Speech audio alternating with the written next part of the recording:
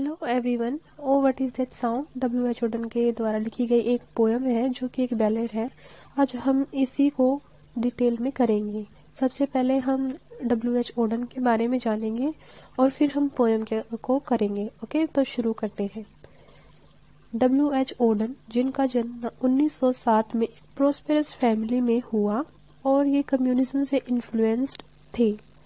इनकी पोइट्री में हम रिवॉल्यूशनरी स्पिरिट भी देखते हैं।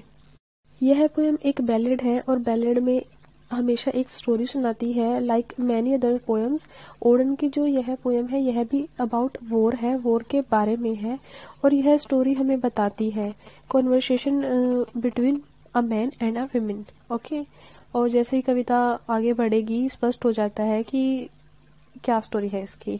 तो हम शुरू करते हैं। जब पोएम शुरू होती है तो हम देखते हैं जो सैनिक हैं वो मार्च पास्ट कर रहे हैं और उसमें जो आवाज होती है ना उसका जिक्र किया गया है। अब जो यहाँ पर इस पोएम में एक लवर है जो कि एक सोल्जर भी है और वह जो उसकी जो बिलविड है वह उसी के साथ है। वह कुछ आवाजें सुनती है और वह पाती है कि ये तो बहुत ज्यादा फैसिनेटिंग है। अब उसके जो कान है उनको वो एक्साइट कर रही है और यह जो घाटी है उसमें जो बज रहे ढोल की आवाज है वो भी। अब वह अपने लवर से पूछती है कि यह कैसी आवाज है, तो इस पर वह उसको जवाब देता है, बताता है कि वह इस आवाज के बारे में ज्यादा वरी ना हो, टेंशन ना ले। यह तो लाल वर्दी वाले जो सैनिक हैं उनके द्वारा की गई आवाज है।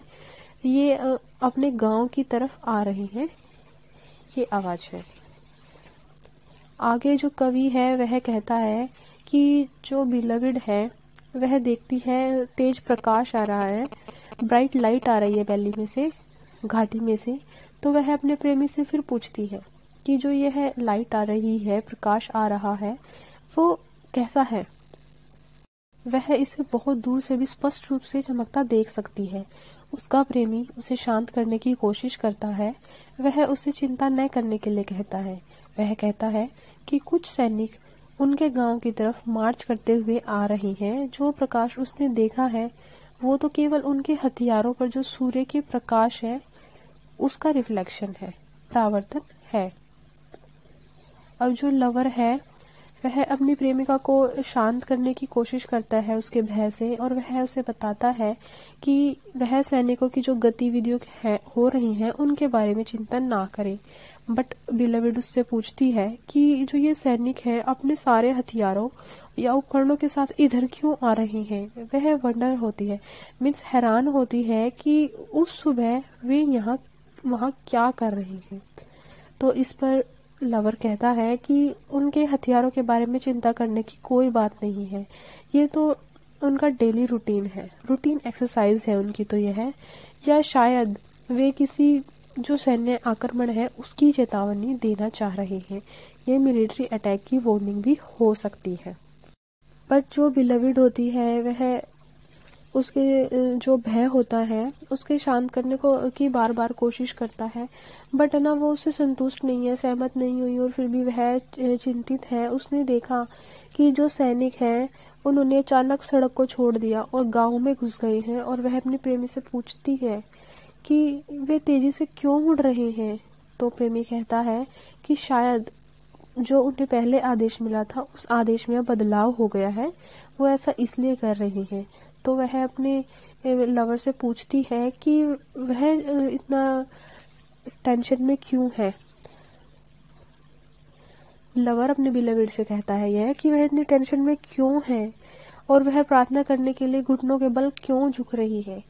अब जो प्रेमिका है जब वह उसके उत्तर से सहमत ही नहीं है और वह देखती है कि सैनिक डॉक्टर के लिए गांव में नहीं आ रहे हैं, वे डॉक्टर के दरवाजे के सामने नहीं रुके, उन्होंने वहां अपने घोड़े नहीं रोके। और इस पर वह अपने लवर से पूछती है कि ऐसा क्यों है।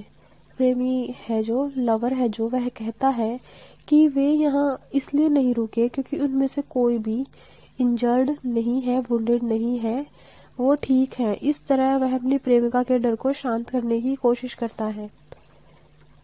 जो सैनिक हैं वह डॉक्टर के दरवाजे के आगे नहीं रुके और लगातार आगे बढ़ रहे हैं। तो इस पर जो बिलविड है वह सोचती है कि शायद जो सैनिक है वो गांव के किसी जो बूढ़ा पादरी है उससे मिलना चाहते हैं।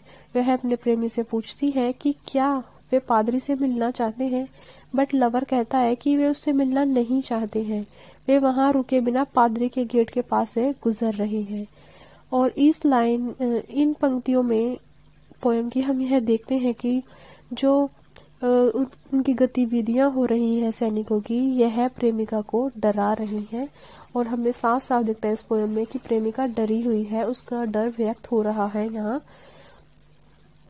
अब सैनिक ना तो पादरी के पास रुकते हैं ना ही डॉक्टर के पास रुकते हैं।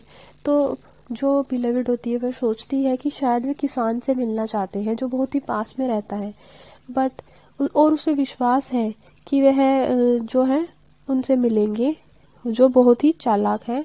बट वह उसका जो लवर होता है वह कहता है कि ऐसा नहीं है, सैनिक पहले ही उसके खेत के पास से निकल गए हैं। अब सैनिक जो है वह दौड़ रहे हैं और अब वह लवर सैनिकों में शामिल होने के लिए उसे छोड़ देता है। और जो बिलविड होती है वह बहुत ज्यादा चिंतित है। वह उससे पूछती है कि वह कहाँ पर जा रहा है और वह उससे प्रे करती है कि प्लीज उसी के साथ रुक जाए। बट वह उससे पूछती है कि क्या उसके प्यार में जो उसने उसको वादे किए थे वो सब झूठे थे। वह मानता है कि उसने उससे प्यार का वायदा किया था, बट ये उसकी ड्यूटी की कॉल है, कर्तव्य की पुकार है, वो उसके प्यार से बढ़कर है, इसलिए वह उसकी प्रेमिका को छोड़कर जा रहा है, उसे जाना ही पड़ेगा। जो लास्ट स्टैंजा होता है पोयम में, उसमें उनकी जो लाइन्स है, पंक्तियां हैं, उसमें पोइट कहता है कि सैनिकों ने ताला तोड़ दिया है और वो घर के दरवाजे के भी टुकड़े टुकड़े उन्होंने कर दिए हैं। शायद वे उस घर में अपने साथी सैनिकों को साथ लेने के लिए दाखिल हुए हैं। अब वे मुख्य दरवाजे की ओर जा रहे हैं और उनके भारी जूतों की जो आवाज है वो फर्श पर साफ सुनाई देती है और उसकी आंखें गुस्से से लाल हैं, और जो कि हिंसा और आतंक का सिंबल है। ये पंक्तियां कवि द्वारा युद्ध के निरंतर खतरे पर एक टिप्पणी है।